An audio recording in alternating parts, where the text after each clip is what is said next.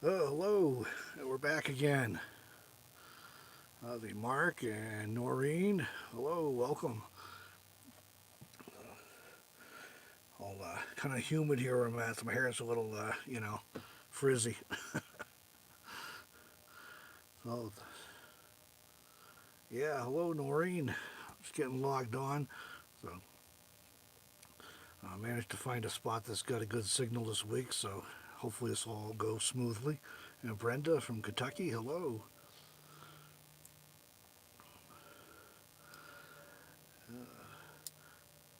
So I'm in Colorado now. My last live stream, I was actually up in Wyoming still, and then I ended up skipping last week because it was kind of a hectic Tuesday.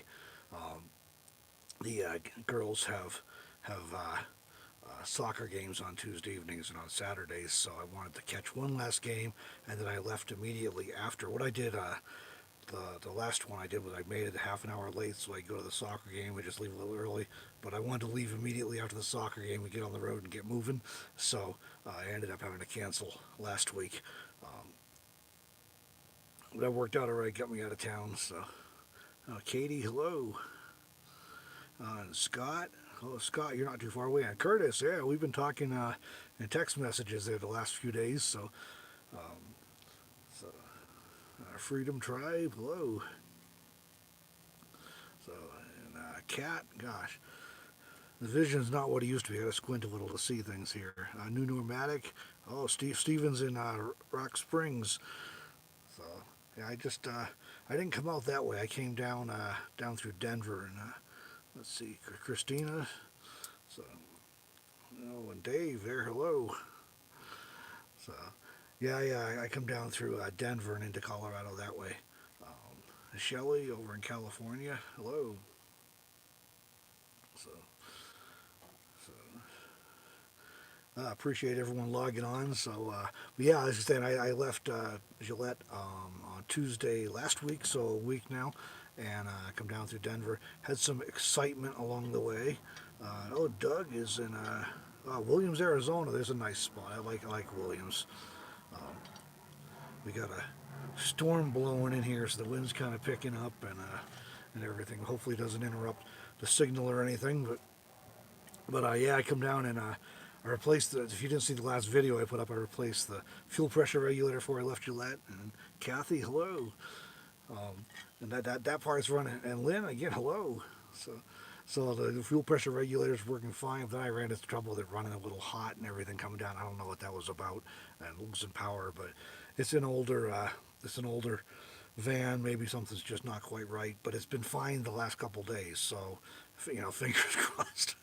That was a long climb out of. Have you ever done that climb up 70 from Denver up towards Frisco, where I got off the highway there? That's a long haul. Just up, and it was a really hot day. It was like 97 or something in the valley, so close to 100 anyway. So it was hot. So that was may not have helped anything, but in any case, it's been running fine the last few days. So hopefully that's going to continue to be all right. um, there was a little extra excitement I didn't really need. Um, so, but anyways, I'm in Colorado, slowly working my way towards the desert. Um, kind of leisurely pace, trying to stick to a more or less direct route, in part because I'm driving an older van, and you just want to make sure, I don't want to be beating on it or putting extra miles on it. I don't need to right now, um, and save the fuel too. So let's see, what's the temp in Colorado now? Where I am at is running 60s and low 70s because I dropped down the mountain a bit. It was all in the 60s up in Frisco and Breckenridge where I was at first, which is really pretty. I think it's pretty nice. Um, and then a like 40s at night, and so it's a little bit warmer, about 10 degrees probably warmer because I dropped down the mountain. Um, but it was so it's just pretty nice. Anyways, we've been getting mostly nice days. Had a couple rainy afternoons up in like thunderstorm rain up afternoons up in Breckenridge. So yeah, no rain. It's still hot in North Carolina. So yeah, I was sick of the heat. It had been so hot in Gillette, and it was more high, midnight high 90s coming. I was like, man, I'm going to the mountains. Because I could have gone a little bit slower on that first leg and stayed at lower elevations, but I'm like, man, I'm getting up, so get some air. So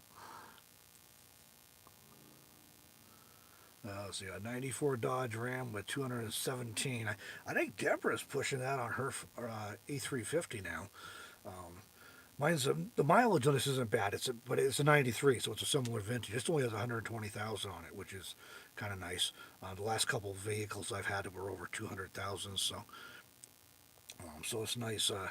It's a little bit lower mileage, anyways. Even though it's older than the last couple of vehicles I've had, they were both, I think, 2001 or 2003 or something like that, and this one's a '93. So, um, but it's served me well, got me around so far, and it's a very comfortable rig.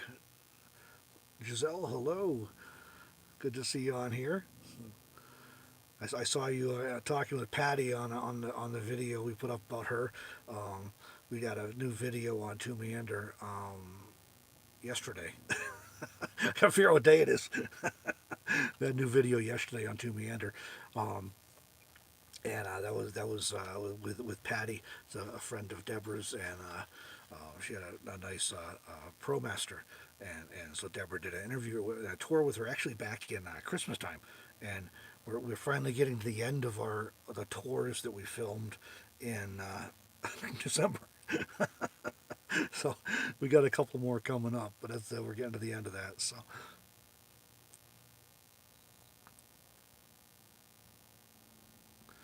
George, hello, thank you. Yes, that's actually I'll get into that. That's the next thing I had on the list was elevation. I went for high elevation on purpose because I got looking at the weather forecasts, and I was looking at 9,000, 10,000 feet was looking like 60s, low 70s. I said, okay, that looks pretty good, and then drop it into 60s. I said that looks pretty good temperatures and stuff, and I wanted to catch the foliage in the high country in Colorado, anyways. So that's what I was aiming for. So when I started looking at campsites, I was looking at places like between 9 and 10,000 feet, and there's surprisingly limited number of there's a ton of national forest all along I-70, which is kind of the route I'm sort of working along, trying to limit mileage and stuff. Um, so I got kind of working along I-70, a ton of national forests, but there's a surprisingly limited amount of camping available. There's a bunch of campgrounds, but in terms of like dispersed camping, now there's some that are like 4x4 access only, and they mean it. And there's some that are just don't have cell signal because they're too far out in the mountains. So as far as like stuff close to I-70, there's just not a whole lot. So ended up finding a place just above Breckenridge. I say just outside of Breckenridge, but it's like about 1,000 feet above Breckenridge in elevation. So that was kind of a surprise that I found it there, and it was a nice. There were some nice views and stuff. It's kind of a weird. I don't know if you saw in the video, you already heard this, but it was kind of a weird deal where it's a Boreas Pass Road, and so there's pull-offs along the road, but there's not like really any real what you think of as the campsites. Um, there were a couple way up, but I didn't have any phone service up there, so um, that was not an option. And that was actually over 11,000 feet, so that would have been turned out to be worse of a problem probably, anyways. But I found that spot, and that was like the only thing I could find in the area I was looking at, and it was convenient because Frisco has an Amazon locker, so I'd be able to get some stuff shipped in from Amazon I need to get done that wasn't able to get done before I left because of the holiday. Um, so I was there anyways. I ended up with the first 2 days were very typical for me when I first get to high elevation. A little shorter breath while walking around, no big deal, just kind of like par for the course. I've camped at 10,000 feet a bunch of times now, and it always just improves. Never a problem, and it always improves in a couple days. Well, this time was like bam, it just really hit me. Day three was really bad, and by day four it was even worse. And just short of breath and lightheaded and dizzy, and my chest was like felt like it was being constricted. And I'm like, I gotta go down the mountain. This is ridiculous. So that's I ended up going down to a lower elevation. So, and I think Janice logged on here. Hello, Janice. Um, so yeah, I went and I spent a day and a night in Frisco, which is I was at 10,400 feet. So down at Frisco, which is 9,100, and it was a little bit better. And I woke up the next morning, was like, okay, I'm not short of breath. But as soon as I got up, started moving around, I was still short of breath again. So it's like, yeah, I'm going down more. So I went down the hill some more to the west to get a break and to get a lower elevation, so that now I'm doing much better. So that was just a surprise. I've never had a problem with it before. So um, that was caught me off guard that I had trouble this year. So apparently there is medication you can get that helps with it. If you take, it's only 3 or 4 days you take it, um, but I didn't know I was going to have a problem, so I didn't. It wasn't anything I looked into. So. See, Scott says he didn't want to break down, so replaced water pump, radiator, and all hoses when he bought his '94 Class B. Yeah, that's a really good thing to do. I think if you is to if you're buying anything older, to kind of like have some funds set aside to do some preventative maintenance on it. I got this van from my friend Greg, and he'd gone through when he had it done. He's real meticulous about that stuff. Every vehicle he gets, he goes all the way through it. And so this one has all new belts and hoses and new water pump and new thermostat. And the radiator was taken sent to the shop and boiled and pressure tested. And all the fluids were done a couple times. So it's all in. I don't know what was happening with this. That it was acting up. I haven't been able to get it to do it. It hasn't done it again. And I checked everything, and everything looks all right from what I can see. So I don't know. It could be. Who knows? I could speculate, but that's all I'd be doing. So hopefully it doesn't come back. The caveman camping. He's mentioning the O2 cans. Yeah, I have heard of those, and I always thought of them as like for mountain climbing and stuff. I just never thought about it as something that would hit me at 10,000 feet. Uh, but it could make something like that might have helped to get me over the hump. Giselle's heading east. It'll be in my neck of the woods to see the foliage. Man, the foliage here is great. I mean, I'm a New Englander, native New Englander, so I'm used to foliage there, and I do love all the different colors there. But Colorado's pretty in its own way with all the aspen turning golden and really pretty. So that's it's worth seeing if you haven't ever seen it and you ever get the chance. It's definitely worth checking out.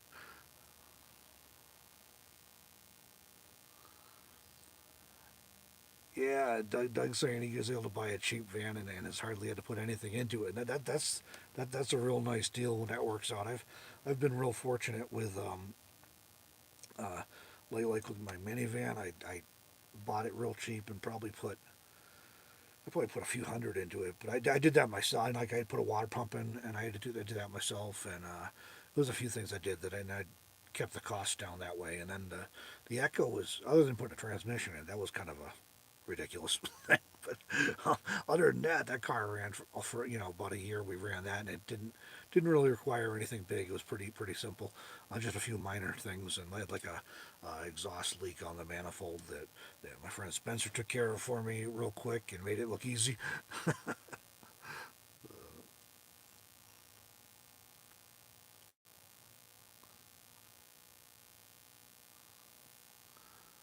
Let's see. Oh, Sandy, hello, welcome. Let's see. Brenda's asking, do you find many restrictions in dispersed camping without four-wheel drive? There was, I've been, I'm fortunate with this van I have. It's got high ground clearance. I've got off-road tires on it, and it's a beast. So I can get a lot of places. Even I take it by I think kind of play it case by case, I guess. So if it says 4x4, I'm going to be more gun shy and I won't go out of my way to get to it. But like I ran into one in Frisco that I found. I actually found the listing on the National Forest Service website. It's not on any of the free campsites or Compendium or any of those databases, and it's right outside of Frisco, and that's the only one I actually found up there. And then I got there, started up the road, and realized it's a four-wheel drive. Their signs actually say it's a four-wheel drive trail. Um, and besides, well, we'll see how it goes. And I was able to navigate up, a mile or so, I guess, or more than a mile probably. But the dispersed camping starts 2 miles up, and so I'm driving along. There's like boulders and ruts and humps, but I got enough ground clearance. I was able to navigate around everything, and just took it slow and you know navigated around. Well, then I came to where there's a creek crosses the road, and there's a big pool, kind of like a little lake almost. I'm like, yeah, I am. And the upside out of it was like steep, and I'm like, I am not even trying that. So I ended up backing up like half a mile, and so it's kind of, I mean, some of the ones that are designated 4x4 trails, um, actually in Moab, there's one, Hurrah Pass, and this may be worse at certain times of year, so I'm not recommending this, or on certain years. But we went up, I went up with Curtis and Bob Wells and somebody else, I think, that day, and we went up to the top of that, and Curtis is 4x4. And so because I've been up it once, then Bob wanted to go back. After Curtis had left, Bob wanted to go back up again like a week or two later, and so we went back up. We took both of our vans up there, and I was able to make it up in the minivan, even though it's a 4x4 trail. And every other vehicle up there, other than Bob's cargo van and my minivan, was a Jeep or a off-road vehicle, and we were able to make it up. And that took that was some technical driving. I mean, there were ledges, and it was it was kind of crazy. So yeah, Sandy's seen that video. It was kind of crazy. So I'm not recommending anybody go up Hurrah Pass in anything other than a 4x4 because it might not be in the same condition. But I'd been up it recently in a 4x4 and I was pretty confident I could make it with some care. And I just figured if I got too bad, I'd turn around. But I was able to make it. So sometimes stuff can be designated 4x4, and depending on the condition at the time, you may make it with a vehicle with good traction and ground clearance. It's kind of other times there's roads that they call two-wheel drive roads that are 4x4 only, or if that, the deal with these roads is they get maintained very rarely. Uh, Most of them, now some of them get graded a few times a year, but most of them get very limited maintenance. And so if it washes out, or if there's just a lot of erosion and the boulders, or if it rains and people are driving through it and running it up, I mean, it can get really bad really quickly, and you just never really know until you go up. Um, and it's even hard to rely on like online reviews because people's opinions of what's passable is vary so much, right? So you can be you can think you're going to be just a short, no big deal based on what somebody said, or you can think it's going to be terrible and it's like not as bad as you thought. So, but there is a lot of the stuff I've been finding in Colorado is pretty rugged. Um, so it's or bad enough that I don't want to take a chance on breaking something or getting stuck. So. Yeah, Doug says he surprised many four-wheel drive people where he took his minivan. Yeah, that minivan I had, the ground clearance was the issue with that because it was higher than a car but lower than like this van. But the traction was fantastic. So as long as I could clear the rocks and ruts and whatever, if I could straddle stuff right, I mean, I could go anywhere with that thing.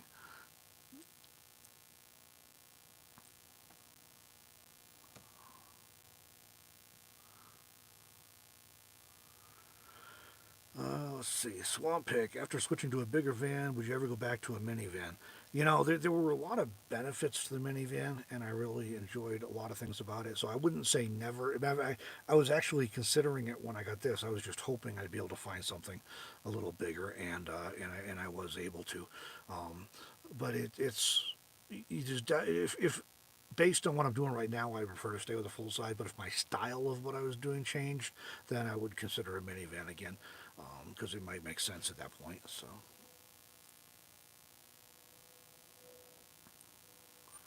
Ernie, hello. Brenda says she's a Jeeper. She saw that video too. Thanks, Brenda. Miguel, hello. Oh, okay. Now, Caveman Camping saying if you do the 4x4 thing, like north of Silverton, there's a 4x4 rescue insurance option. That's interesting to know because I had not heard of that, and that's always a big concern. I don't know if any of you saw my video from this springtime, when I first got this van. I was over in Cody, Wyoming, and it had been raining, and I started down the road, and the road was fine, and all of a sudden it wasn't fine, and there was nowhere to turn around, but I wasn't sure I'd be able to back out of it because I'd gone through a few mud holes and stuff, and it just kept getting worse anyways, and I was like 10 or 12 miles probably before finally I finally stopped because there was a place wide enough on the road I could stop, and it was because it's a one-lane road, and I finally found a place I could stop, and I was like off level and everything, and I just spent the night there and waited for it to dry out. Um, but I was talking to a guy that worked on the radio tower. So he has ATV, and he wouldn't even take his 4x4 to where I was at. But he was on an ATV, and he said one of his coworkers had just gotten stuck earlier that same day, and he was in a 4x4, and it cost him $500 to get towed out of the mud hole he was stuck in, not to get towed out of out of town. So that was a little bit like man, I can't even imagine. So if you actually had to get towed out, or because you broke something, so that's always a concern when you're way off in the back country. Dan, hello in Washington. Mark's asking, what do you? I think looking back, what do I think of the old cargo trail? The thing I always wish with that was it was just a little bit bigger. It was a 6x10 officially, but that was like 6 feet wide to the outside of the wheels or something. So the inside was only about 5.5, 5'4", something like that. So I couldn't put a bed sideways in it because I'm 5'11", and it was just a little bit. I always tell you that if it was just a little bit bigger, another foot wider, and just maybe a couple feet longer, it would have been pretty ideal for me.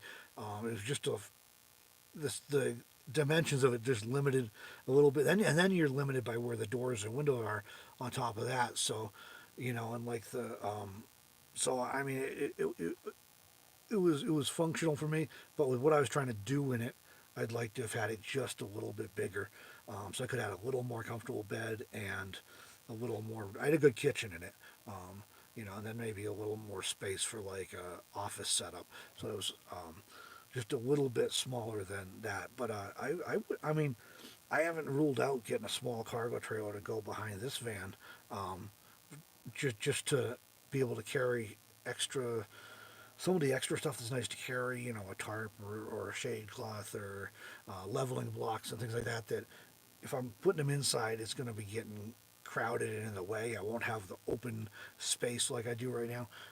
But then it's harder to, you get trying to back up and stuff. It can be a challenge. Not that they're hard to back up, but when you get down primitive roads and stuff, and you're dealing with rocks and ruts and curves and low-hanging trees, and you're trying to back out because you went down a road you shouldn't have gone down, which I have been known to do. So I might also settle for just a hitch haul that's with a raised hitch on it. Noreen asked, "Would I full time in a suburban?" I actually think van. I gave some real thought to that because it would be about the same amount of cargo of living space that I had in the minivan, but of course the 4-wheel drive and the ground clearance, I'd have been able to go all the places I wanted to go, and plenty of roof space for solar or extra cargo. So yeah, suburban I was talking to somebody in a comment on a video earlier that's got a Yukon that she may be doing some camping in, and so yeah, I think any of those are legitimate options to minivans. Um, Probably more expensive to buy and maintain potentially because of the 4-wheel drive and stuff. But you're not going to get a good gas mileage most likely. But you definitely get some benefits in terms of being able to get off road and get back places. I don't even mean just going like legitimate off roading, really crazy stuff. I just mean like a lot of forest roads and BLM roads are kind of terrible condition, and you can get to a lot more places if you've got that ground clearance and the 4-wheel drive, especially, so you can get out. Because that's one thing I always look at. And my philosophy on it is always, I don't want to max it out getting into somewhere, whether I got 2-wheel drive or 4-wheel drive or whatever. If I can barely get in, if it rains or if the road washes out or anything like that, I'm in trouble. So I always like a margin there in terms that I think I'm going to be able to get back out again. Let's see. Linda says the magazine is a class production. Oh, thank you, Linda. We are have some fun with that and enjoy putting that together. And we've been hearing really positive feedback from everybody that's getting it. Neil, hello. Yeah, like Doug's saying, a cargo trailer would seriously limit the places he goes, and that's the trade-off that concerns me is the limits on it, it's it's harder to get even with just like you got the whole ground clearance thing, and then you got you're trying to pull all the extra weight when you're going uphill, and that makes it harder to maintain traction if you got on like sandy or muddy stuff, and so I mean it's not they have advantages. It's just you gotta. I think it's one that you have to weigh again everything against what you're trying to accomplish and what meets your needs, what checklists are most important, you know. Right, Doug says 4x4 for getting out, not for getting in. That's my philosophy exactly. If I can get in with 2-wheel drive, then if the roads deteriorate from rain or erosion or whatever else, at least I got something extra trying to get back out again. So I don't want to be out there with a shovel rebuilding the road if I can help it. And by the way, a good reason to carry a shovel because you just never know when you might have to fill in a hole or something so you can get through. Uh, so, all right. So I was also mentioning the title backup cameras. You may have seen the video we put up on Meander a couple weeks ago, 3 weeks ago, something like that. I did an installation video on a backup camera that I've got in my van now. And I'd been thinking for a while I should get one because this thing, I mean, it's got good mirrors on it. You can see good to navigate, but you got that blind spot behind the vehicle.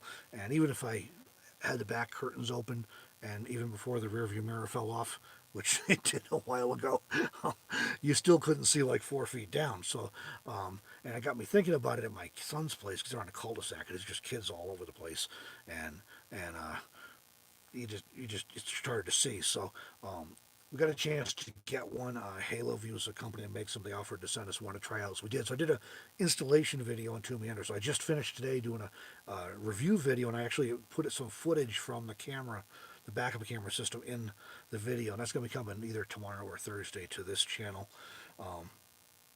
But one of the cool things about this is a Desert Cord in 720. It's AVI, so you have to like convert. I don't know why they're still using an old format like that, so I had to convert it. Even my Final Cut wouldn't recognize it. I had to convert it before I could use it, but I was able to put it in. But this thing's the main thing I thought was backing out, but what I've discovered is they're also helpful when you're going down primitive roads because twice now, since I've been in Colorado, once in Frisco, and then once again down the mountain here a ways, I've had to back up like half a mile because I'm going down a dirt primitive road, and all of a sudden it's like, oh yeah, I'm not going through that. That's as far as I'm going. And there wasn't anywhere to turn around. It's a 1-lane road, so you got to back up for half a mile. So, like I said, I got good mirrors to navigate. That's not a problem. But when you're going backwards down a primitive road, you can't see necessarily all the rocks and the holes or the ruts or the roots or low-hanging trees. You may not see some of those things in your side mirrors because they're like right in the middle of the road. And so the backup camera is really helpful because it gives me that extra view straight behind the van, so I can see a little extra where I'm going. So it's turned out to be a really helpful tool, more so than I expected. It's also handy I found backing into campsites because if you're backing in or you're pulling in, you turn around. I mean, you got boulders and trees and all kinds of stuff, and where I'm at right now, I'm on the edge of a cliff. If you tell from the thumbnail photo, but it's like so you wouldn't want to back up too far. So it's just a nice adjunct. I've never had a problem. I've never broken anything running into a boulder or anything like that in the road, but it's nice to have that extra view. Uh, so, so I got a review video on it coming up tomorrow or Thursday, as soon as I get it uploaded, and but it'll show some actual footage from it instead of just me showing you the parts and stuff. You can actually see some clips out of the camera, and so that might be fun. Buddy, let's see. Doug says, "Shovel sounds like you've been on some of my roads." That's it. I gotta. I mean, I probably go on more roads that are questionable than I might maybe should, but I always stop if I think I'm gonna break something or get stuck. I stop because I really don't want to get stuck or break something. Um, but I definitely get on some interesting roads and go out exploring, and like I said, sometimes I have to back up a half a mile so I can turn around. But you I've also made it to some great places that way. I found some great campsites that way by getting way out, away from everything, and going down roads that a lot of people turn around on or can't get up depending on their vehicle. So, and this van's been great for that, which is really performs well off road. So, David in Ohio, hello, welcome. So, thanks for logging on. So, all right, so I'm running out of my list of bright ideas to talk about here. Um, if anybody's got any more questions here. Let's see, Christina says, I wish I had that backup camera when I backed into a tree while camping. Oh man, that's I've had my share of close calls because yeah, you can get in a blind spot and you just don't see it, or you forget it was back there or something, or you don't realize how close you are to it. So it's like I said, I bought it thinking of like parking lots and backing out of the driveway and stuff. That was or I planned on buying one. We ended up getting one as a trial, but that was my point in getting it was that's what I was thinking of, and as it turns out, it's actually turned out to be valuable in campsites and primitive roads and stuff too. So Steven says he prefers RV parks with pavement and gravel. Too old and lazy to use a shovel. That's man, I hear you. I hear you. I've stayed in more not RV parks, but established campsites or established campgrounds at city parks and county parks and that sort of thing. Since I've had this van the last few months, than I have in like a long time. Maybe a higher ratio than I've been traveling either even. And the reason is just that, like Steven's saying, it's paved or at least gravel. You don't have to worry about getting stuck. You can just pull it in park. And a lot of times they're in town or close to town, which means I can count on a much better chance of having a good cell phone signal. Right now I've got a really good signal because I'm high up on a hill looking down over town, so I got line of sight to towers. So I got Verizon and AT&T are both really fast, which is a novelty. Um, let's see, established places. So Noreen says, where to next? Um, I am making my way basically across I-70, going west, and heading towards Grand Junction. I'm gonna have to stop in the Grand Junction area for a few days at least, if not longer, to pick up some stuff at an Amazon locker, including some copies of Meander's magazine, because I need to get some out to some of our patrons. Who are waiting on their copies, and I had wanted to get them before I left Gillette, and the holiday threw me off. And then so I had a place lined up in Frisco to get them, then I couldn't breathe, so I couldn't stay there. So the next place I can find to pick them up is Grand Junction. So I have to stop in Grand Junction. I think I have a place lined up to camp there, and then a couple of backup plans if not, and so I'll make it there, and then from there. Probably going towards Moab. I think I'm going to hit Moab this year. Um, Plans in Jello, but that's kind of the tentative plan. Um, it's it's a pretty cool place. We were there a couple years ago. Curtis is on tonight. Well, he was there that time. That's actually when we went up Hurrah Pass. So I've been there a couple times, but that time we spent a few weeks there. It's pretty cool. So I'd like to go back there if that works out. But I'm working my way towards Pahrump, Nevada, and then on down to Arizona. From there is kind of the basic route. I'm more or less sticking to close to interstates on this trip, which isn't as exciting as back roads, but I had that little quirkiness with the van, and I budget's a little tight right now, so I don't really want to risk getting off in the back country and running into trouble or anything. So I'm kind of sticking towards the main roads, the direct route, and easy driving. And then I'm like right now I'm only a few miles off the highway, but I'm way up on a mountain, so it's pretty nice there. And even in like Frisco and Breckenridge, I was only never more than 10 miles off of I-70, so I'm kind of working my way along like that. And then another trip I'll do more exploring and everything, but I'm doing a little bit of exploring still. Let's see. Doug's looking to get a skid plate for his fuel tank. That'd give a little extra protection, and for some of those rocks and ruts and stuff. Mark says 5 miles of bad road keep the tourists away. Right, exactly. Yeah, it is true. If you have a vehicle, it'll do it. You don't mind it. If you can put up with a little bit of bad road for a while, it does scare off a lot of people. Um, Both people who just don't want to or are nervous about driving that, and people who have rigs that just won't go down that. So it does get you out away from the crowds more, which is nice. See fewer people. So. See, Neil's asking a van tour anytime soon, or did I miss that? I'm gonna do one pretty soon.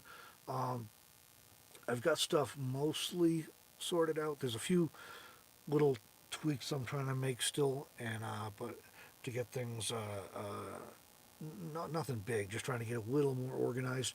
And but I definitely plan on doing an update on that soon, when everything's a little more. It's always getting changed. It's the thing, so it's not like it's ever going to be 100% perfect because it always gets changed.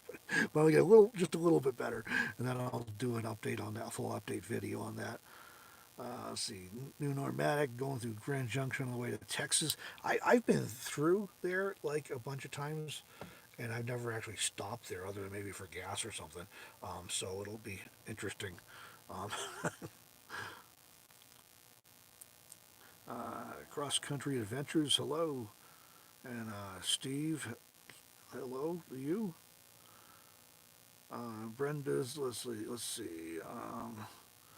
Oh, Doug's asking, any good boondocking spots around Pahrump? The one that we use a lot, and this is kind of surprising because it's not on all of. Which I was looking at the other day just for kicks. Which I was looking at one of the big directories, and I was surprised that it wasn't on it. But this one is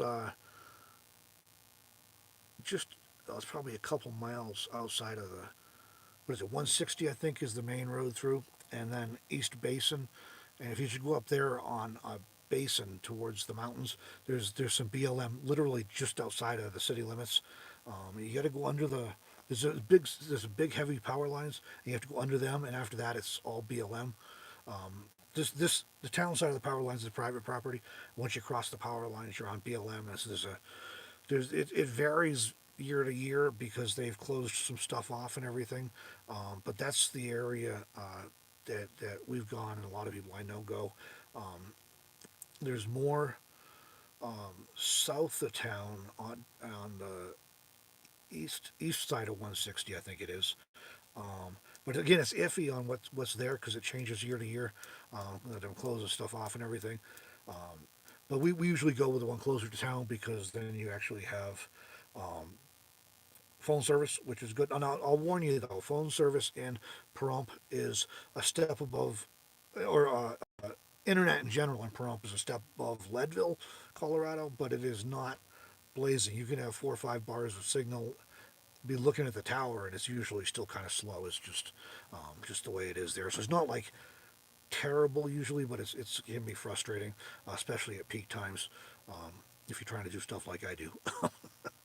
uh, we did find one tower that was on the other side of town that was a little bit better, but you know, even that's not a guarantee. It depends on the time of day. So, and then there's a few more I found. I'm gonna be checking out this year that are north of there that I haven't actually stayed at yet, but I found written about online, so I'm gonna be checking them out. So.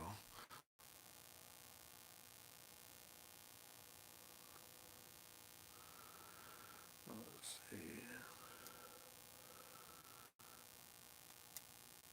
Oh, Jan, thanks. Glad you caught the live chat.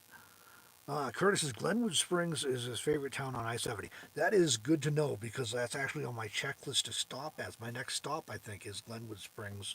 Um, Went out for resupply and stuff when I leave here. That'll be the next spot I stop at. I don't even know where I am. I'm in between like Eagle and Edwards, I guess, right now. So right along I-70. Actually, when I did the video I just recorded today with a camera review, when I'm outside in the back talking about it, you can actually kind of hear I-70 a little bit because it's down the mountain. So, um, but yeah, I'm going to be stopping in Glenwood Springs, Curtis. And again, I've never been there except for, I mean, maybe I stopped for gas or something. That would have been the extent of it. I don't know. So I'll be checking that out. And then probably, well, maybe this weekend even. I'm not sure. Um, so if you got any good tips for me, you'll have to message me later. Let me know.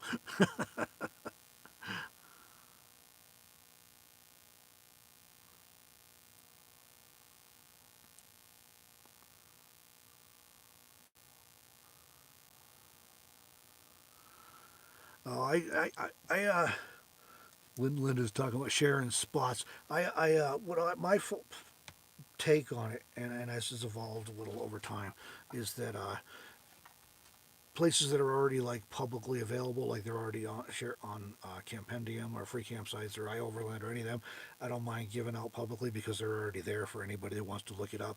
Um, then when I have like spots that I like go exploring and find, spend half a day, burn up half a tank of fuel, out there trying to find it, and just by exploring those, I don't usually give out publicly, although I will share them with friends on a one-on-one basis, but I don't put those out there publicly.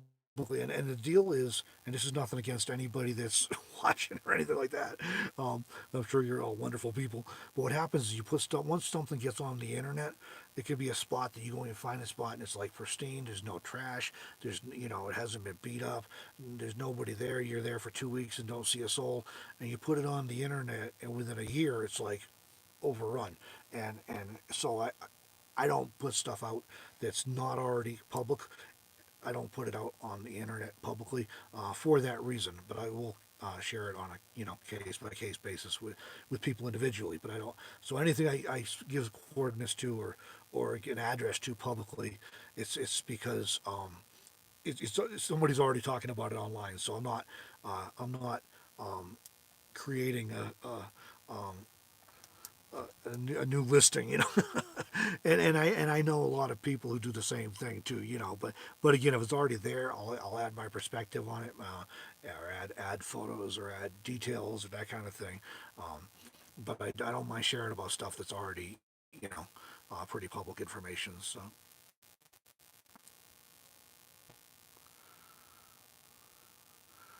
Oh, Doug saying, Buddy has a vet appointment in Vegas at the end of this month, and he was thinking about exploring around Pahrump. Yeah, Pahrump is a good nomad spot. I mean, there's nothing fancy about it as far as that goes. And like I said, the internet's a little slow, and their library does have good internet, though, I'll tell you that. But there's basically all the services you need as a nomad are there, so it's really convenient that way, and it's fairly nomad friendly, unlike a lot of towns are. I'm just coming out of Frisco and Breckenridge and came through Vale, and they are not nomad friendly towns. Frisco, man, there's nowhere to park. They got all the like the apartments all have like their own parking lots. No parking at Walmart. It's a really tiny, terrible parking lot, anyways. No parking any like that.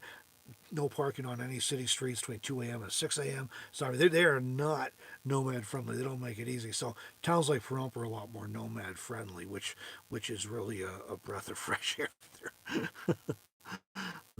Oh, but anyways, Doug, if you should have my email, but shoot me an email and I'll later, and I'll try and 'cause I'm not sure if I have yours handy, but anyways, if you shoot me an email, I'll reply, and I'll tell you, give you a few things, a few tips about Pahrump that maybe help you out.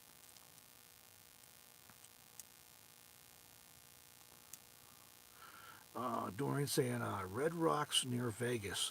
I've heard about that. I have not seen it yet. So.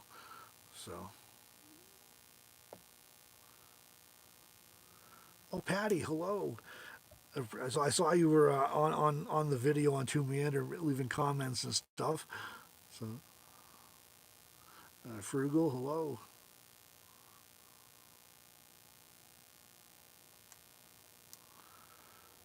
Curtis is going to be there at the end of the month. Yeah, I may catch up to you there, Curtis. Instead of there's a good chance I'll catch up to you in Nevada actually, because I just as soon as the weather's cool enough I can tolerate it, I'm going to be down there. So yeah, hopefully I can catch up to you there. I would love to have caught up to you here in Colorado. We just weren't quite close enough with the van kind of being funky. I didn't want to be bombing around in the mountains any more than I had to. So.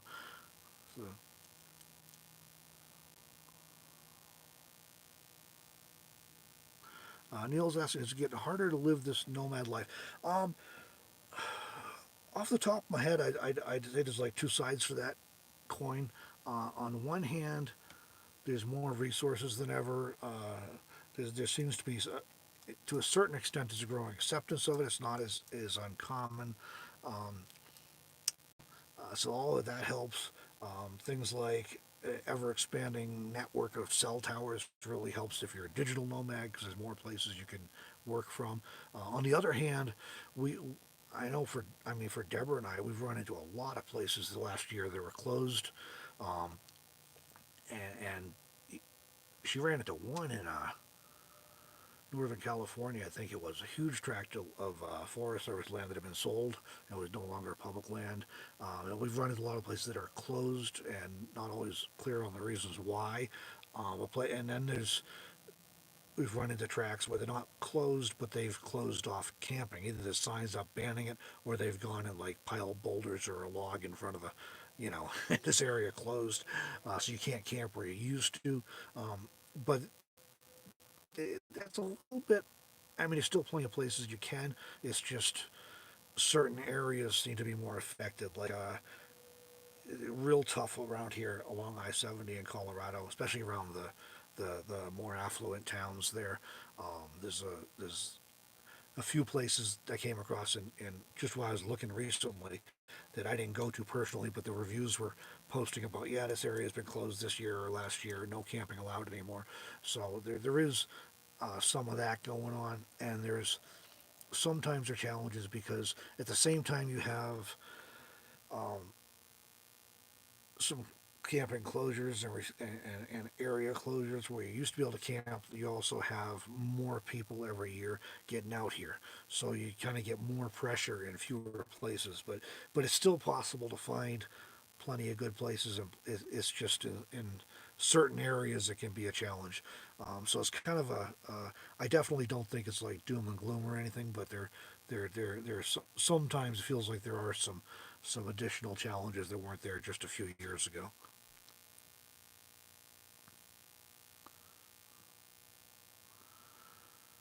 Oh, and Doug's saying Mount Charleston's a good boondocking spot for 14 days. I have not actually camped up there. We've been up exploring some over a couple times over the years, but I haven't actually camped up there. But I can imagine the elevation would be nice when it's hot in the valley. Be a nice bump there. So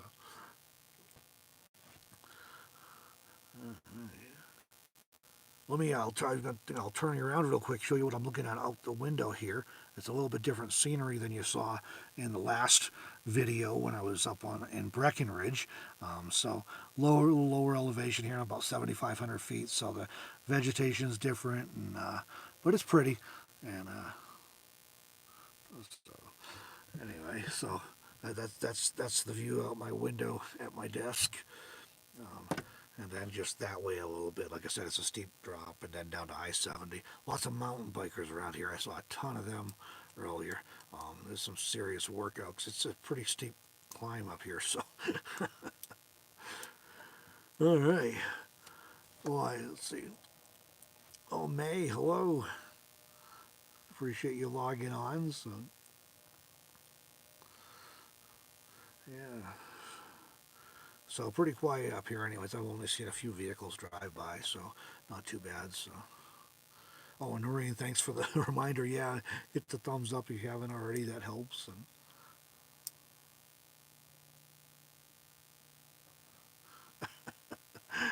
like you tried to do your part with a straw. Okay, hello. Thanks for logging on. So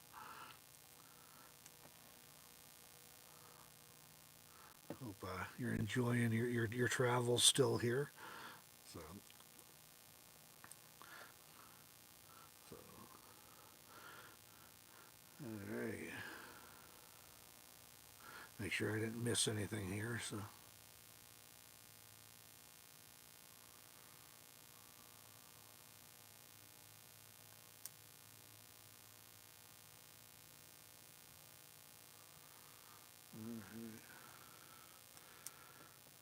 Oh yeah. As I thought it'd be fun to show the view out the window since it's so different from where I was last week when I was put up a few clips from up around Breckenridge. Totally different scenery. So, well, keep on reading the plan. We don't want to interrupt that. So, all right. Well, I probably should wrap this up, I guess, and I've gone through my list of stuff to talk about. But gosh, I appreciate everybody logging on here. And oh, thanks, Noreen, for sharing that link. Yeah, that's the new link to if you want to check out that new issue of Meanderings, that one was pretty fun. It's longer than the first one, and I think better overall. And we have a original short story that Deborah contributed. It spans a full 4 pages in the print magazine, so that's fun. Um, Anyways, it's available in PDF if you want it that way. It's available for Kindle, right through Amazon, and it's available in print through Amazon. So, appreciate everybody that's checked that out and are grateful for all the positive feedback we've heard on it. So, all right, well, I appreciate everybody logging on, and it was great to. I got a great time. Always enjoy chatting with everybody. I hope everybody has a good evening. Stay safe and safe travels wherever you're at. And like I said, there'll be a video coming up either tomorrow or Thursday about that, a review on that camera with footage from it, which I haven't seen anybody else do. Probably somebody has, but I've seen a few other videos about it. Nobody's included footage, so hopefully that'll be valuable to somebody. And otherwise, yeah, we'll keep them coming, and I'm planning on being back on here Tuesday next week, same time. It's 6 for me, but for everybody else, it's 5 Pacific, 8 Eastern, or wherever you happen to fall in the middle there. So thanks for joining me, everybody, and we will see you in another video.